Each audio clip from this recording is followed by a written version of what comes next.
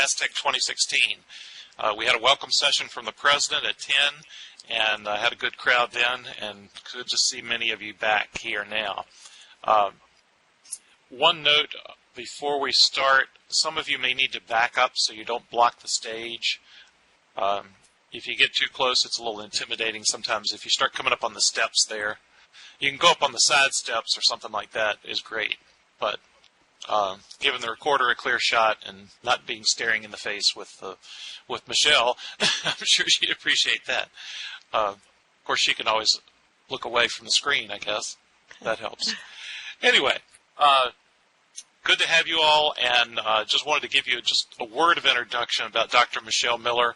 I'm not going to go through the whole bio because you read that and that kind of thing. I would like to say a little bit. Michelle was our closing keynoter last year, and we so much enjoyed her being in the conference throughout, spending time in the sessions, asking questions, and making comments that were useful into just improving the whole conference.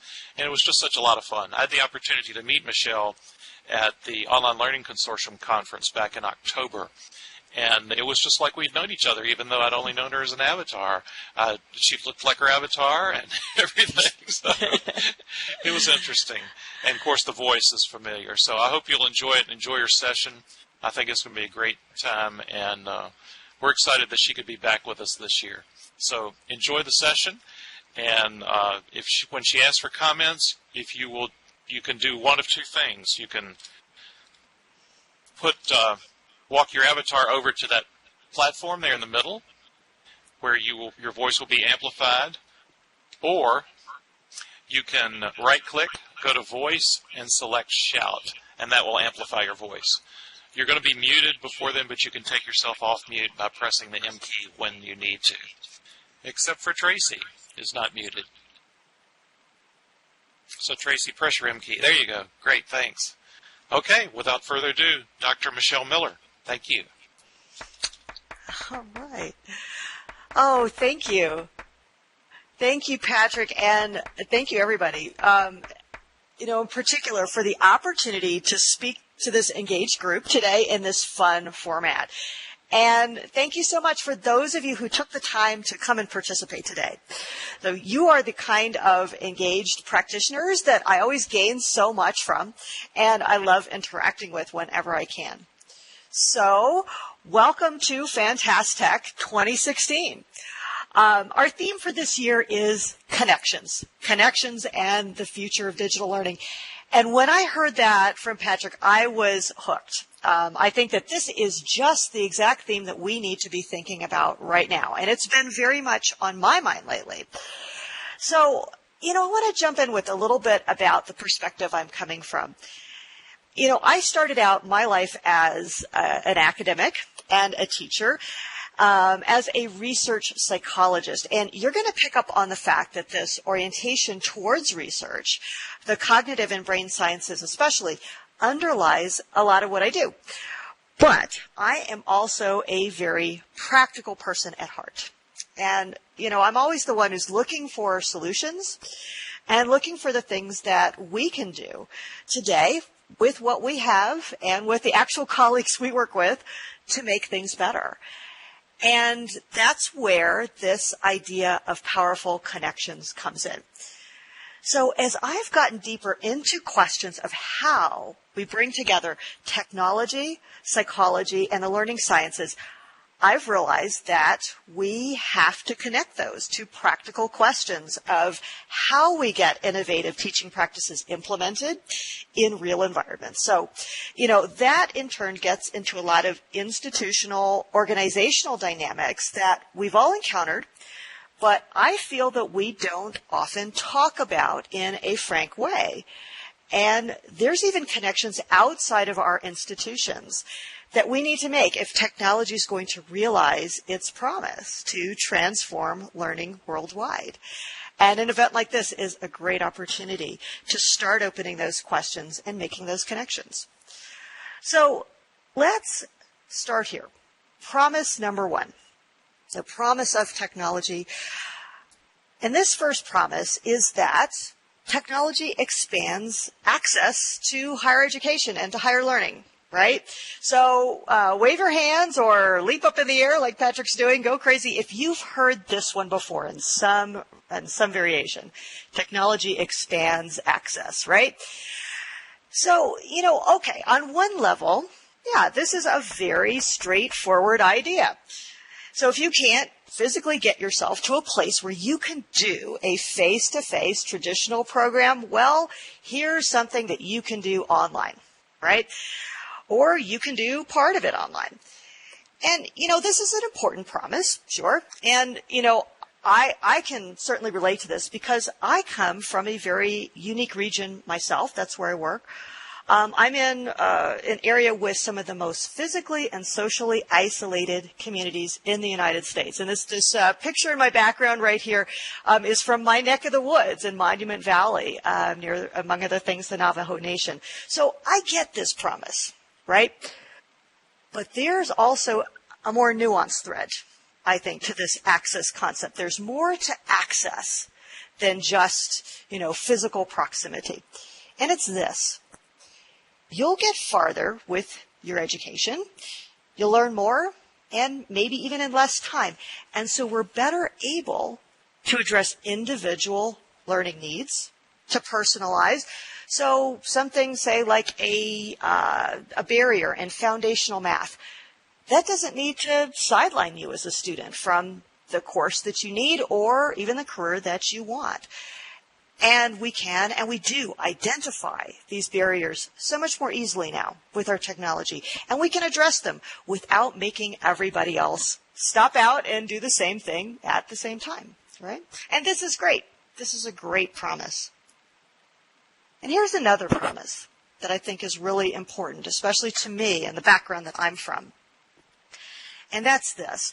And it's that technology lets us instantiate learning science, right, in ways that we never could before. So, here again, practical person that I am, I just love this idea. The idea that we could take these findings that have been piling up in research journals for years and years and years and put that in the hands of people in classrooms and implement those things, that's amazing.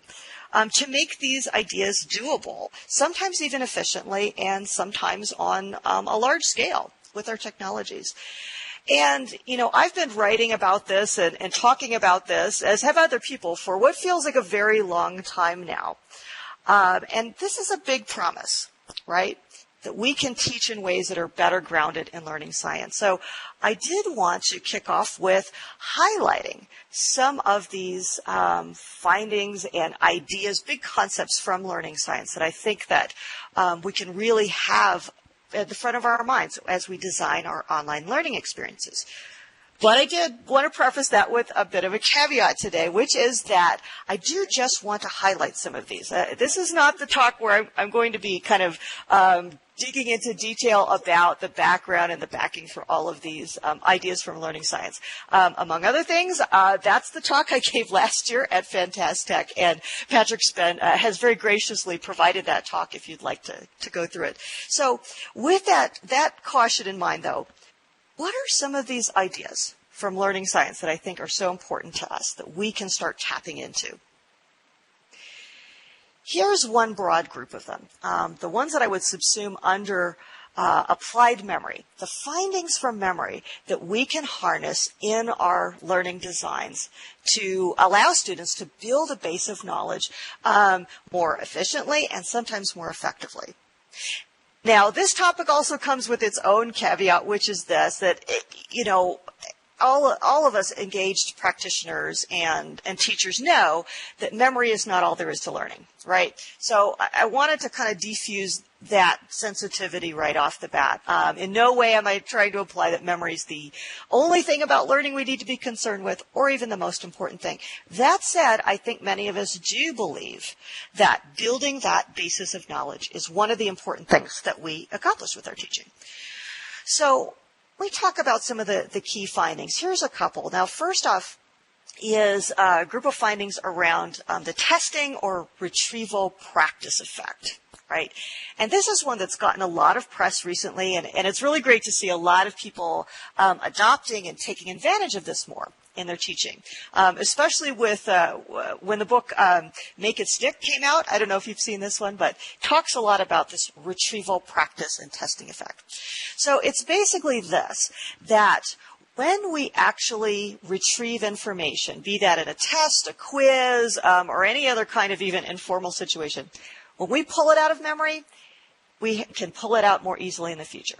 Right, so that's a better learning and memory activity than pretty much anything else we can do with our time. All right, so there's that effect.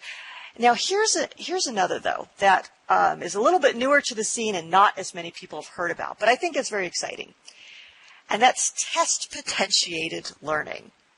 So test potentiated learning is kind of a mouthful as far as a term, but it's pretty intuitive when you dig into what it is, and it's this. So as we know as memory scientists, when students just restudy information, kind of go back over it, that actually has very little effect on their ability to recall. So that's not a great use of time, but there's an exception. When we've taken a test, when we've tried to practice retrieving information and we miss an item, right, like we get a test question wrong, then when we go back and restudy, that actually works. So testing, and especially when we miss something and know we missed it, that kind of activates the effectiveness of restudy. So that's test potentiated learning. And you can look at that and say, well, wow, there's a lot we could do with that, with things like adaptive quizzing systems.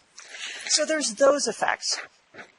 Here's another, which I put under this big umbrella of kind of the ability to optimally time and space practice. All right. So there's also a large research literature that says essentially this, that whether your study and practice actually makes a difference, its effectiveness depends a lot on how you time your practice. So if I say have 2 hours to study, I'm going to get more out of that if I chop that up into 4 half-hour sessions as opposed to 2 one-hour sessions, or 1 2-hour session, or break it up just by an hour at a time.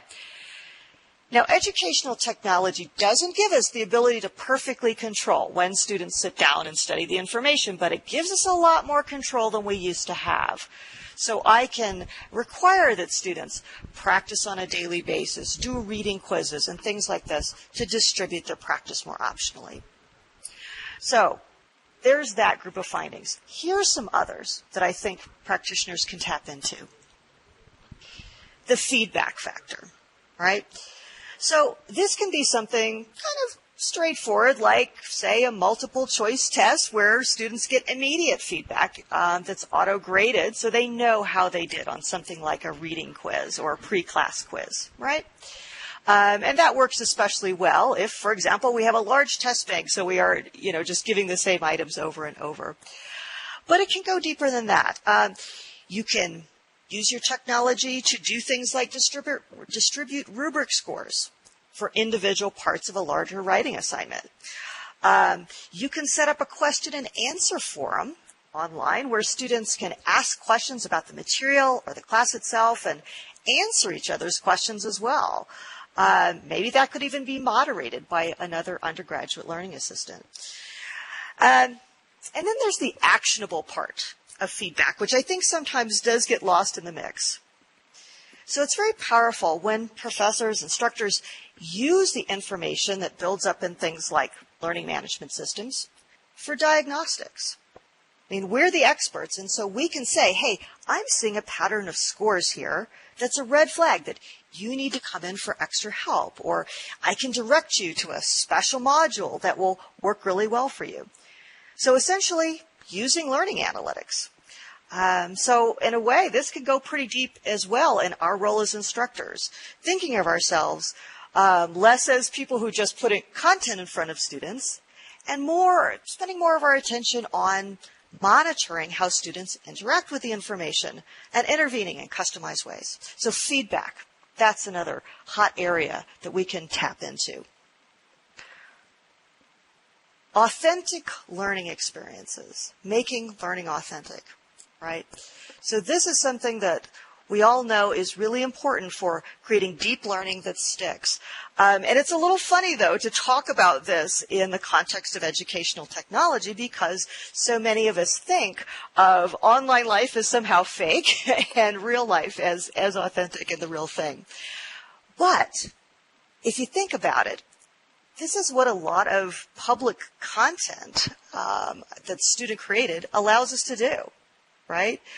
So, you can have students make work products that aren't just a paper written for one person, me, audience of one, the instructor, and never shown to the outside world.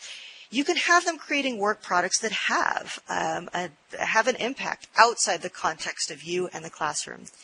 And if you look at this website that I've actually put up here, you have wondered why I have something on a Greek volcano showing in a conference like this. I'm putting this up here as an example of exactly this kind of authentic learning philosophy instantiated with online tools. So a little background on what this is. This is, you're seeing here a shot of the NAU in Greece blog. And this is connected to a very unusual and innovative class that's run by an NAU colleague of mine named Lisa Skinner. Now, what Lisa Skinner does, she's a geologist, and so she takes a group of students to the Santorini volcano every summer. And the twist here is that these are young undergraduate students who have just finished their freshman and sophomore years in college. And as she was designing this experience, saying, how can I maximize this learning experience for students? And now it is short. She's not going to take them all summer, just for 2 weeks. So she was casting about for what's the right way to have a learning activity that ties into this and maximizes it. Well, she thought about having a paper, having them do essay quizzes, and she hit on the idea of making this public blog where students would write about what they were experiencing and seeing, the history, the culture, the geology. And it served a dual purpose, and that's that these students also had some pretty concerned families back at home who really wanted to see, what is my student doing each day? How are they experiencing this? So mom and dad can see the blog. Other people, former student groups, they can all see the blog. Your friends can see the blog. And that really amps up the investment that students will make in an assignment like this. And here's one last one that I did want to highlight for you, and that is the role of multimedia. There is so much research, right, that shows that especially that when you are trying to illustrate a complex process or a dynamic, when you pair sound, visuals, diagrams, animations, that gets at these concepts so much more effectively than words alone. And if you're trying to teach or train something with a visual component, multimedia is really your best friend, right?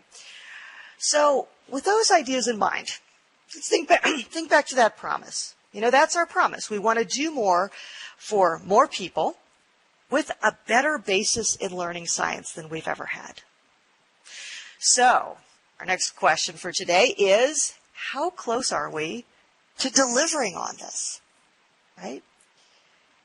And I want to offer you a really, personal perspective that comes from working with a lot of faculty and many institutions over time in this topic.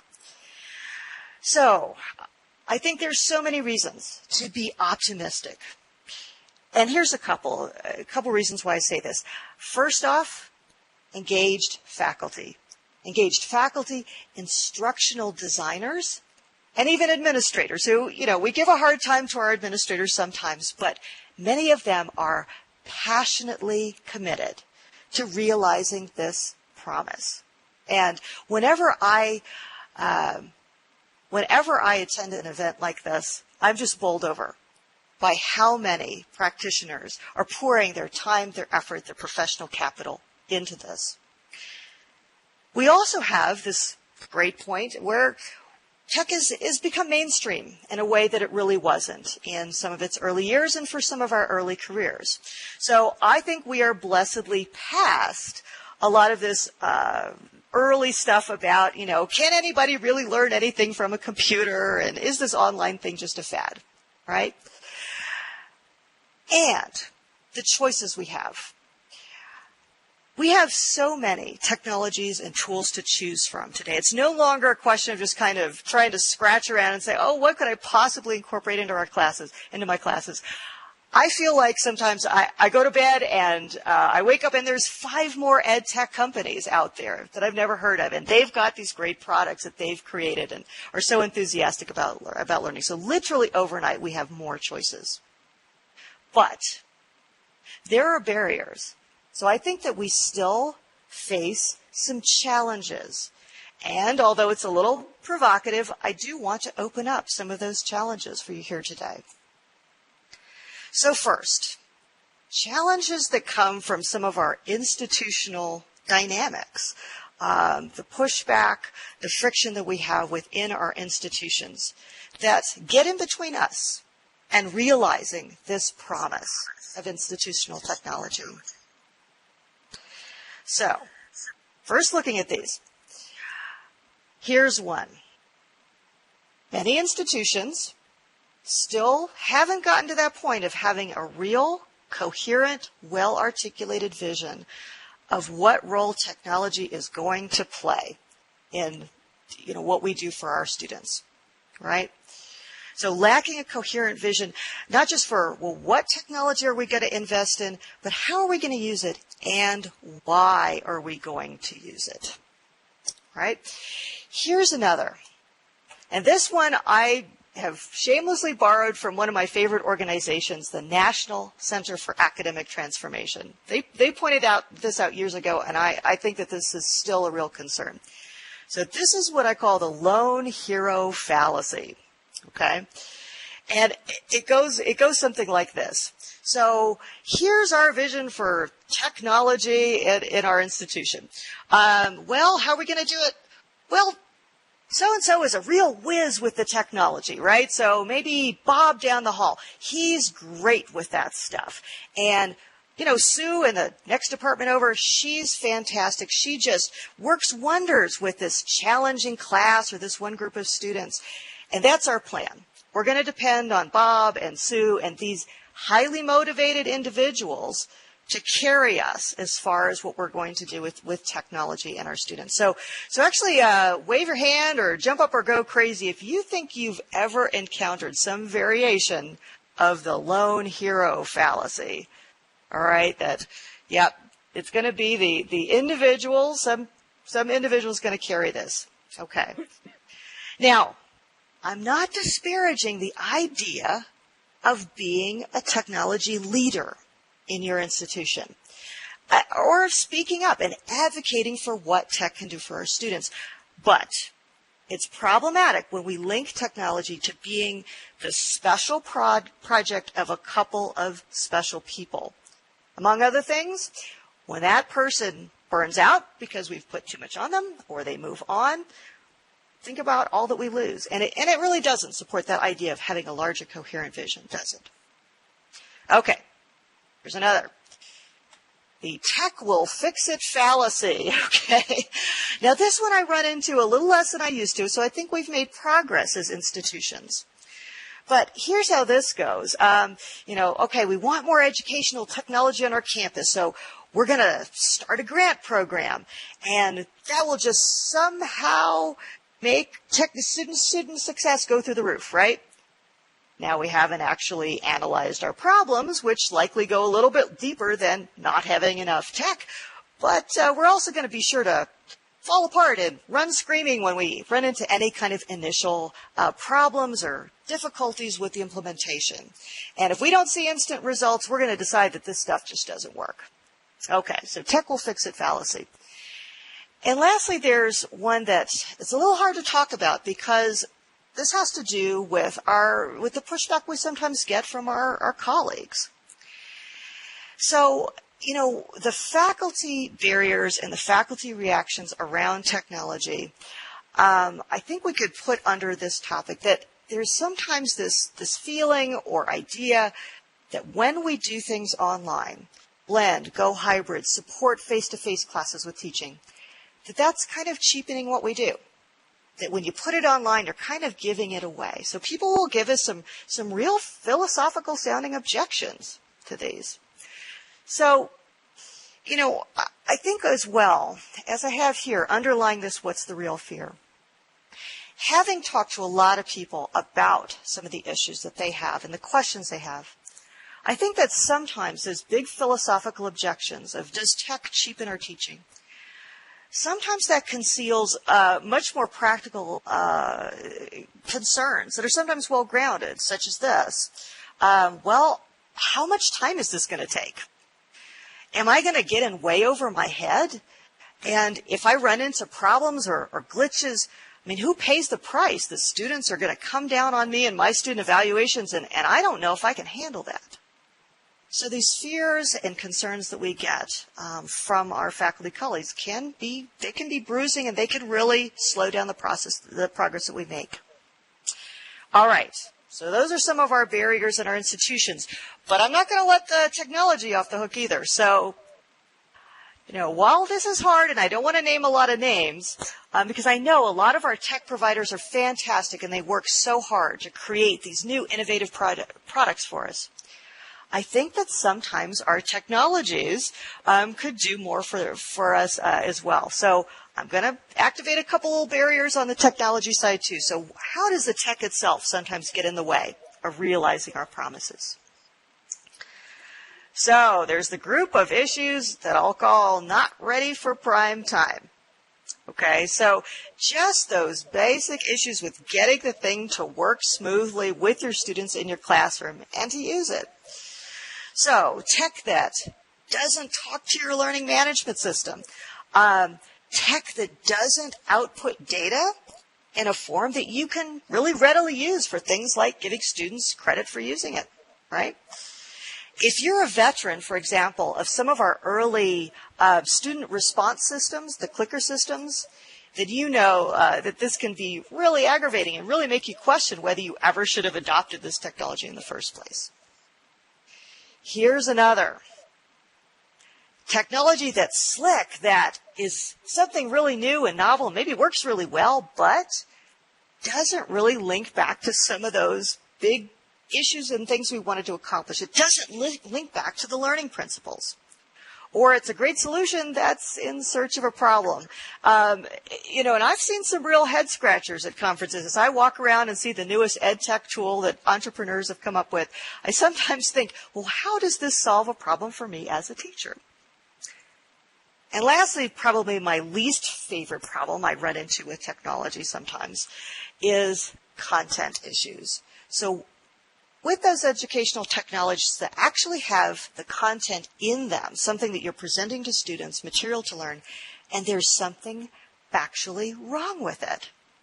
Now, here's another wave your hand or jump up if you've ever run into this. You've actually uncovered a factual error. Something is wrong with that material. Yeah.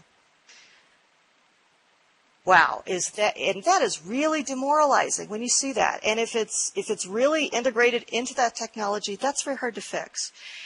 Now, of course, our traditional textbooks and other materials, they can absolutely have these problems, same thing. But I think that this can be particularly problematic in a technology tool because, when we do take these things out to our more skeptical colleagues and they look at them, well, they're going to spot the problems. And that creates this aura of poor quality around the whole tool and maybe even around the whole idea of incorporating that technology, right? So these are some of the things that do get in the way. So, without being too pessimistic here, I think that we aren't quite there yet. We still have a ways to go in realizing that promise of access and instantiating learning science. But that's okay because practitioners like us, I believe, have a great deal of power from where we are to use our energy to address these. How do we do it? Connections. So let's circle back around and start thinking about how we reach out and make the connections in these areas. And I'm going to kind of go in reverse order here and start with the technology. What do we do about these? Well, what I want to do is offer you a short list of things that I think we should be looking for in our technology. A short shopping list, if you will. characteristics that, while not every tool has to have every characteristic, can really help guide us in choosing the right tools and reinforcing the ones that we want in the future. And these do connect back to learning science. So we are making that connection as well, linking what we know, those concepts we know about student learning, to concrete qualities that we can find in our technology. So before I show you my list, though, I do want to preview something, which is that I want to bring a little bit of interactivity to this experience, and I am too frightened to do something like put you in breakout sessions in this virtual world. But I'm going to be asking everyone to be thinking about 3 questions, all right? And after I give you my shopping list, I'm going to let you think about that for a second, and then I want to sample some of the answers that you have. So here's the questions I want to pose to you. I want you to be thinking about an example of a tool that you know of that does one of these things really well. So of the 4 characteristics I'm going to present, what's something that you think just nails it in one of these arenas? Conversely, what's a tool that kind of covers the most bases, that does most of these at once? And lastly, what do you think is still missing from the available technology? So if you could wave a wand and have any of these in one of your technologies, what would that be? All right? So with that, here's what I think we should look for. I think that we really need to be seeking out tools that use the multimedia substantively and with some basis in research. Now, even if you're not completely well-versed in multimedia theory, I think we could still tell as an instructor when you're looking at a tool that uses multimedia just as kind of decoration or up the fun factor versus something that uses video, diagrams, animations to really teach the material. And when you find that, that can be very powerful. And that really gets my attention when I'm looking for a tool. We should look for tools that take advantage of what we know about memory, which is a great deal at this point. So, can you see evidence that that tool is going to take advantage of things like the testing effect, or it's going to push students to rehearse and retrieve the material more frequently and with more distributed practice? Tools that, if they do provide content, not only is that content great quality, but it presents it in a way that gets out of that rut of here's some slides and maybe a quiz at the end. And lastly, critically, I think that we need to be looking for tools that emphasize the ability to use the material. So does this tool give me new ways to have students actually use what they're learning and develop those skills? So not just to see the material, but to actually apply it.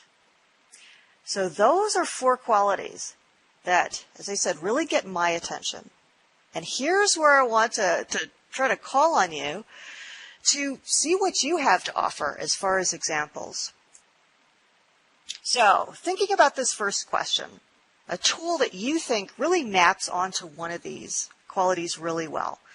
Anybody raise their hand, unmute themselves, or come to the microphone and tell us, just real quick, what's a good example of something that uses multimedia in a great way, gets students doing retrieval practice, something like that? What do you think? Anybody have a tool that think? And I'm surveying the crowd. I don't see any hands just yet. Well, let me open up all 3 of the questions then. You'll have to tell us which one you're answering, but raise your virtual hand or come to the microphone and give us an example. I'm not sure how to raise my virtual hand, but I'm not sure if you can hear me. Can you hear me, Michelle? I sure can. Who am I hearing from? Barbara Carter. Hi. Hi, Michelle. Hi. You know, would Kahoot be one of the tools that we use? Because we do actually get one of the tools that we use to get our students really engaged. Would that be considered one of the tools that you're looking at? that. I think that if that comes to your mind when you look at some of these characteristics, and I think that's a good example. And maybe in some of the conversations with colleagues, you can expand on exactly how you're using that tool. We use it not just as we use it mostly to get feedback from the students, either at the beginning to initiate a lesson, although I've noticed that many teachers do use it as a form of assessment at the end to see what students actually have grasped from a concept that was used. So me, I see it as an awesome tool for getting feedback, not just from the students, but also from the teachers at the beginning, during, and at the end of a class or a session. So distributing some of the retrieval that students are doing, plus really getting them actively doing the retrieving. Good example. Okay. Who else wants to make a contribution? The only contribution I want to make is if you're now, Rebecca is on the platform, so that works great. Oh. Or if you're not going to the platform, right-click, go to voice, and change it to shout. And that way you'll be amplified, and then mute when you're through. But the microphone works too. So sorry, Rebecca. Go ahead. Oh, very good. That's okay. Rebecca, yes. Let's hear Are from you you. able to hear me? Yes. I am hoping that others can hear as well. A tool that I found that does one of those well, I think, is the Pearson's My Math Lab software, because it's interactive with students. It's based on personalized learning. It meets the students where they're at. There's an opportunity for reviewing concepts that the student's not understanding, and they can go quickly through things that they're already getting. It's not particularly visually appealing, and it needs to do a better job of using multimedia, but I think it's very good for learning. Great. So it's getting there. It's getting there. There's some areas where it can be refined, but it's definitely emphasizing that skill practice, right? So it's great to watch somebody else doing math, but getting in there and doing it yourself, we know that that's what works, right? Thank you. All right. Well, these are some food for thought questions that, again, I think in some of our interactions can focus our discussions and get us sharing information. So here's a very powerful thing that I think can flow out of this idea of focusing on the characteristics we want to look for. And that is opening up the connections to the tech providers, right? So when we find something that is accomplishing something for students, it's smooth and easy to use, and it's hitting these targets, we should trumpet that to the skies. We should tell our administrators that this is a high priority, that we have access to these. We should tell the companies that we like this and what we like about it. And conversely, when there's a miss, I think it's reasonable to reach out and say that as well. As you just mentioned with the critique, with some of the points about my math lab, here's how a good product can be made a lot better. And I think for us to get to that promise of what digital learning can do, we've got to open up more two-way conversations between the people who make the technology and those of us who are using it on the front lines. Now, I wanted to provide a personal experience as well, just with, what a small example of this two-way conversation can look like at a recent interaction that I thought was very heartening. And that is my experience talking to a company called Flipped, which makes a phone app I'll tell you about in a second. And just so you know, I don't have any real connection to the Flipped company. I don't have any stake in it. I learned about it when one of their executives made a comment on an article that I'd written about student distractions in classrooms. Now, wave your hand if students distracted on their phones and other devices has been something of a friction point for you or people that you know. Yeah. All right. So that's a big one with many instructors. And so while we might not think of a phone app as educational technology, I think it can be used this way. So what Flipped does is it essentially locks down your phone voluntarily for a pre-specified amount of time and gives a bounce back message so that, it's not just total silence if people are texting you. And the twist here is that Flipped is also social so that you can join a little group where the leader of the group can flip off. Sorry, that's what it's called. You could flip everybody off at once. So we could be studying together or in a class and say, okay, everybody, we're going to turn off our phones for now, and we're all going to do it. So, Flip came up with this idea for other reasons, but very quickly realized that this has real applications for professors and classes. And I've talked to them on the phone and also corresponded to them by email, and they've been very open and receptive to, what would make this more usable for a real instructor in a real classroom. And they're actually running some pilots with faculty right now. And if you'd like to, there's my contact at the company. If you'd like to email her and let her know that I sent you, she can give you more information about how to pilot this in a class. And what they want to do is get the information back from faculty and use that to refine the product. So, that's been my experience of what can happen when you say, you know what, I'm just going to reach out and I'm going to say what I want if I'm not seeing something out there already.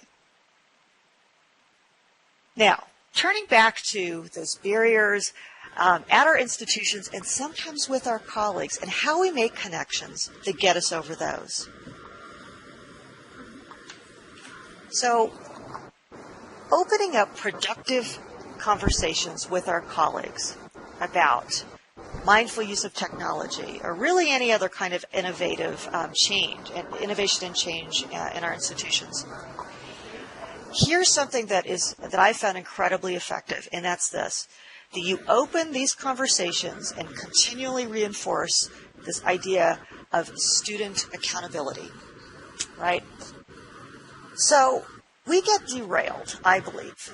We start out conversations with some kind of implication that this technology is a shortcut, right? That it's here to let students do less and to provide less.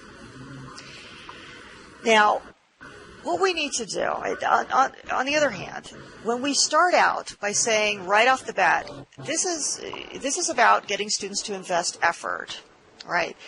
A lot of barriers come down.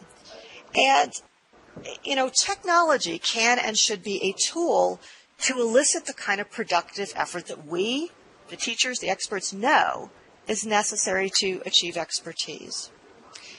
And so, when we look at it that way, EdTech isn't there to cheapen or to give anything away. It's there to make students accountable for what they need to do.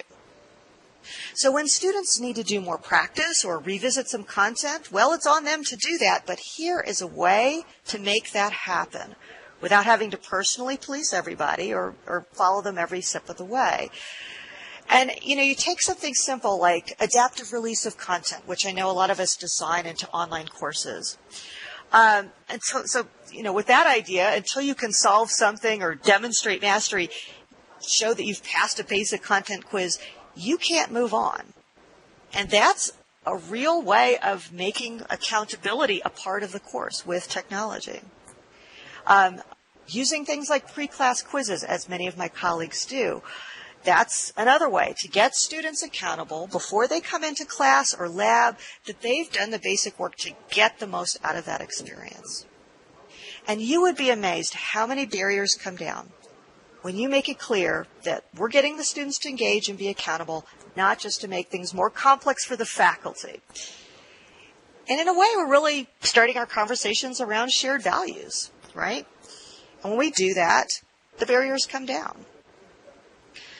So that's something kind of conceptual we can do when we approach people in our institutions to talk about what technology we're going to use and why. Now, kind of tackling some of our other dynamics and pushback reactions.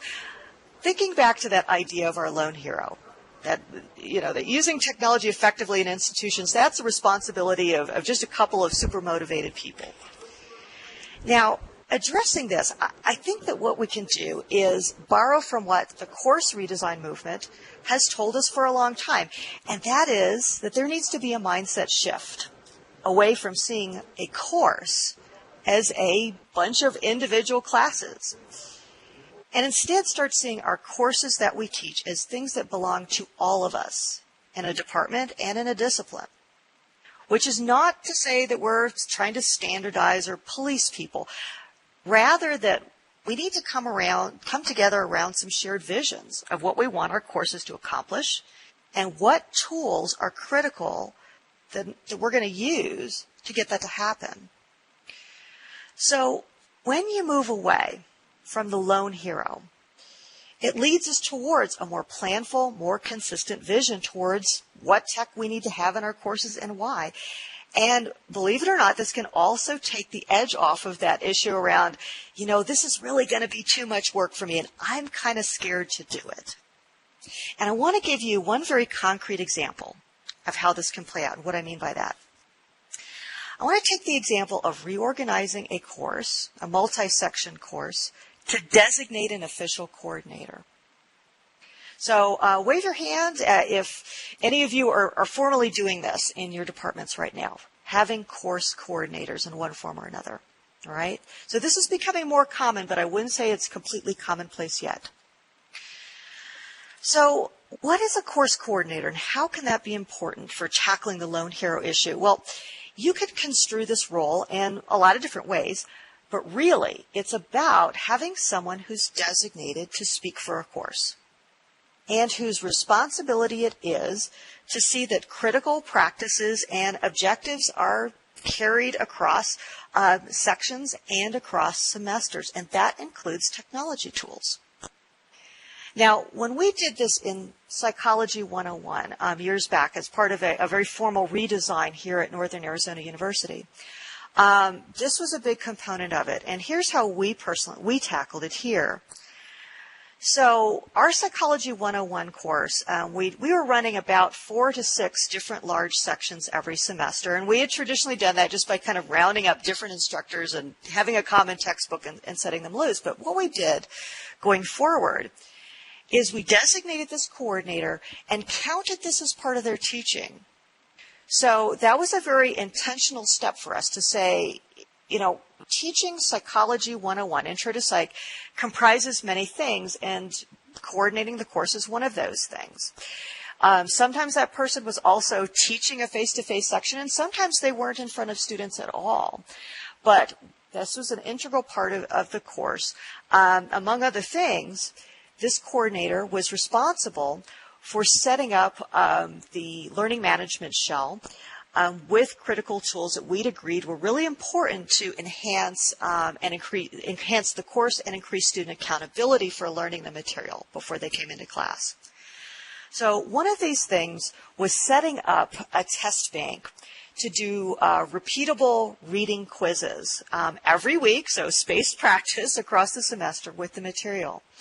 And this was a huge project when we first tackled it. So it was on the coordinator to set this up the first time. We imported all these questions from the test bank. And we had to coordinate with the publisher. There was so much work that went on. And you could see quite reasonably that working alone, individual instructors hadn't been interested in doing that. But when it's the coordinator's job to do that, well, suddenly it's not so hard to say, yeah, I'm going to have these pre-class reading quizzes, and I'm going to have them consistently across the semester because they're already in my shell. So carrying those critical practices across sections and semesters, that's what a coordinator can do. And just the process needed to set that up also starts a lot of good conversations about what we want the course to accomplish. And that's what can make technology adoption efficient and offset that feeling of overwhelm. So, I want us to be thinking in our question and answer that we're going to have right after this section, this presentation, about some of these barriers. So I want you to think about barriers that I talked about here that you've personally experienced, the lone hero, the tech will fix it syndrome. I want you to also think about barriers that I didn't talk about, right? Because this is by no means an exhaustive list, and you've had some other experiences. And also to be thinking about solutions, right? So I suggested a few, but I know that in this group here, there are so many other ideas that you've tried and that have worked. So with that, connections to remember and to be talking about in this experience that we're going to have here at Fantastic in these days to come. Here's the ones that I want to leave you with. I want you to be thinking about the connections between learning science and the teaching techniques we use with technology and otherwise. So what have you picked up from discoveries in cognitive sciences, brain sciences, educational research that inform our teaching? I want us to be thinking about the goals we have as teachers, what we're really trying to accomplish, the objectives that we have for our courses and our learning environments that we create, and what technologies are a perfect fit to those goals. I want us to be forging, of course, those connections I talked about between the technology makers, those visionaries, those entrepreneurs and companies, and those of us who use the technology. Engaged colleagues, those connections from person to person, the people who are out on the forefront of making these things happen in our institutions. Those conversations are so powerful, and this is a great time to have them. And lastly, the conversations that we may be having after an experience like this, between those of us who are the evangelists and the leaders in technology and our colleagues who have their doubts and who are not so sure. I hope that what I've given you are some ideas for how to start those conversations off on the right foot, to start fresh and to make progress in realizing the promise of what digital learning and educational technology can do. And with that, I'm going to send us forth with that promise we're all devoted to, more learning for more people than ever before. And this is how you move from being a lone hero to being a technology leader. All right, so thank you so much for your attention and your engagement with those ideas. And I want us to have some more interaction around those ideas of barriers and questions you have.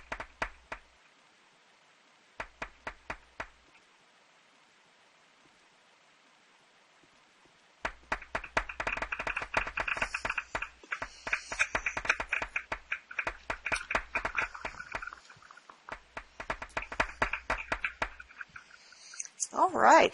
Maybe, Patrick, maybe you can assist me in moderating some Q&A with our question and answer time. Well, we have a few minutes, but we do have another presenter at 1, so... Yes. Any of you have any questions, comments? No snide remarks, please. Oh. Remember, you have to press M to take yourself off mute. And also either go to the podium back there or right-click, voice, shout. Just a quick comment.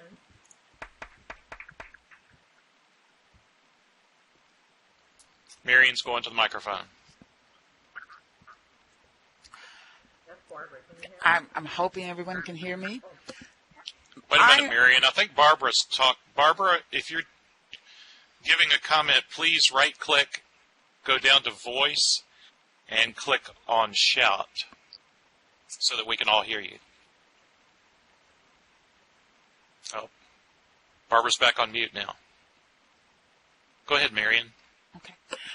I teach history and political science, and those are courses where the longer I teach, the less I care about how many facts my students can give out, because facts are so easy to put your hands on now, and more about how to encourage that questioning and analytical thinking.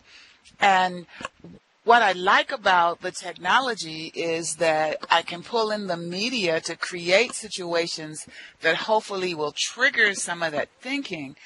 But at the same time, it is very difficult to, quote, assess that thinking on an ongoing basis where we're giving meaningful feedback to students.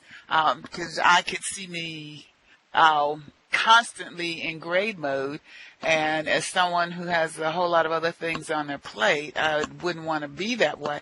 I'd like to know what kind of technology advances do you see on the future that will help us encourage and assess more of our students' development of critical thinking, challenging of information kind of skills? Yeah.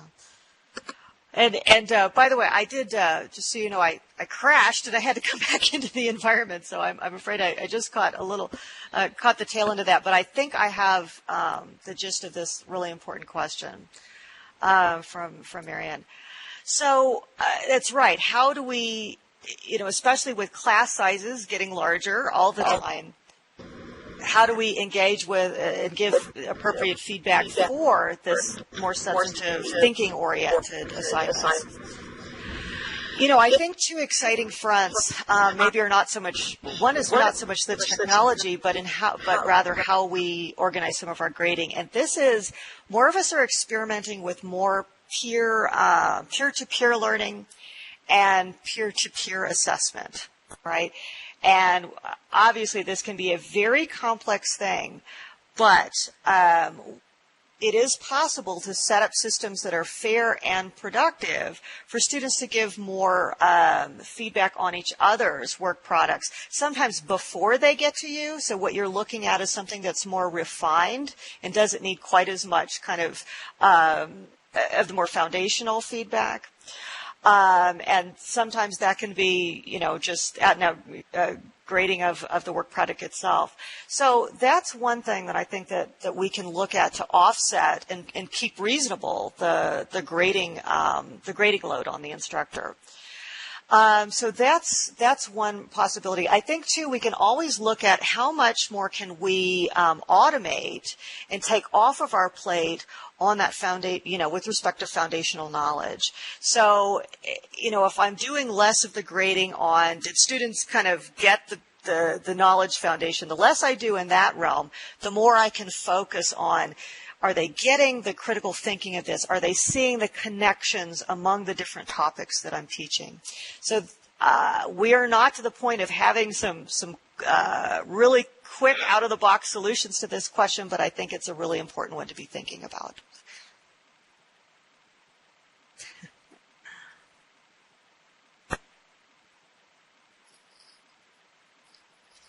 Any more final short question? One more maybe? We need to clear so Christy can start setting up. Okay. That's okay. Patrick, are you able to hear me? Yes. Everybody else can too. Okay, very good. That's all right. Just wanted to say that if this session goes over a little bit because there are more questions or there's more discussion, that's totally fine. My presentation isn't going to run the entire hour from 1 o'clock to 2 o'clock, so I'm happy to share some time with Dr. Miller. Okay. Thank you, Christy. Okay, now you have no excuse if you've had that burning question you thought you didn't have time for. You're on. This is your chance to pick the brain.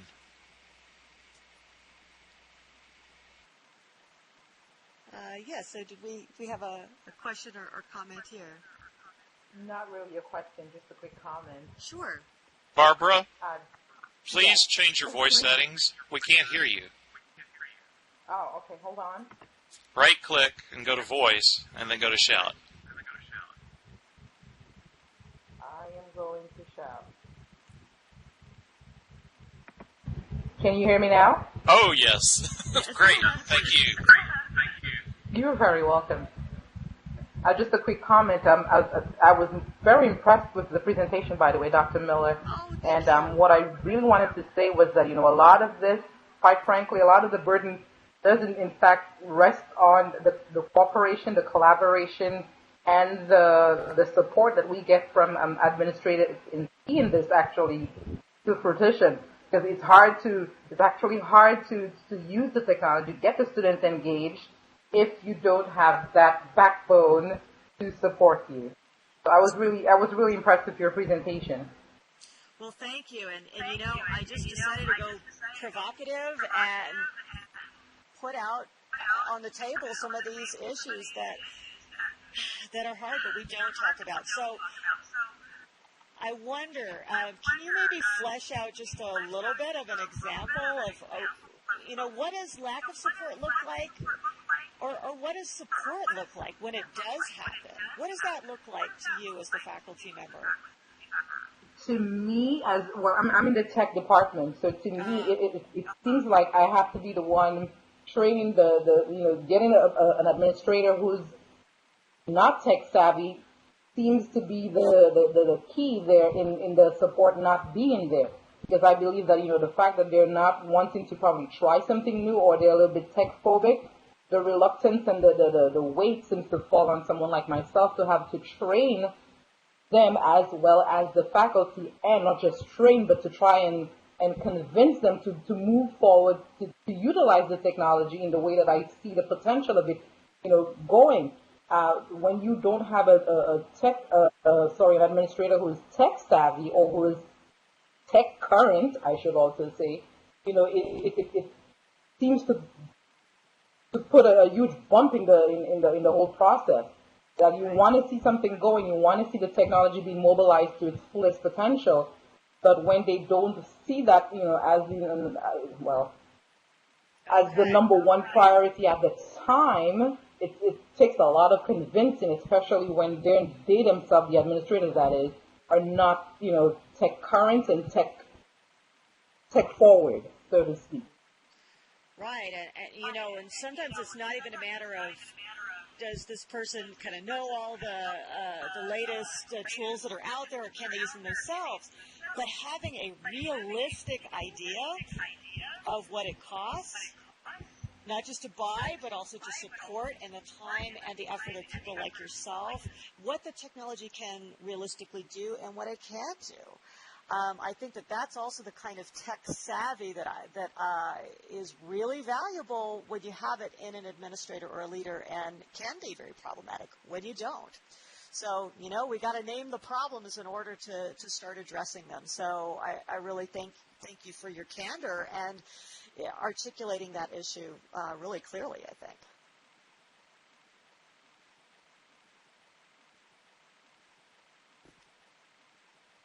Other questions or comments?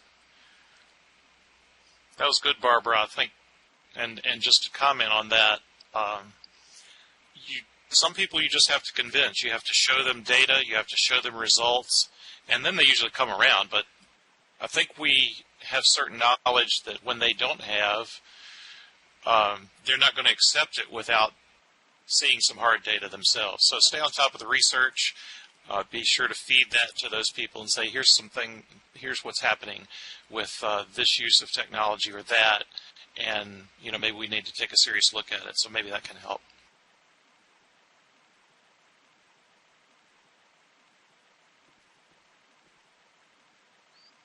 Well, I hope to cross paths with more of you in this virtual environment over the course of our next couple of days together. And as I said, I learned so much, and I'm always so happy to talk to practitioners. So feel free to just walk up to me in this virtual environment or get in touch with me in another format. All right? And thank you so much for all you do for your institutions and for our students. Thank you, Michelle. All right. Thank you.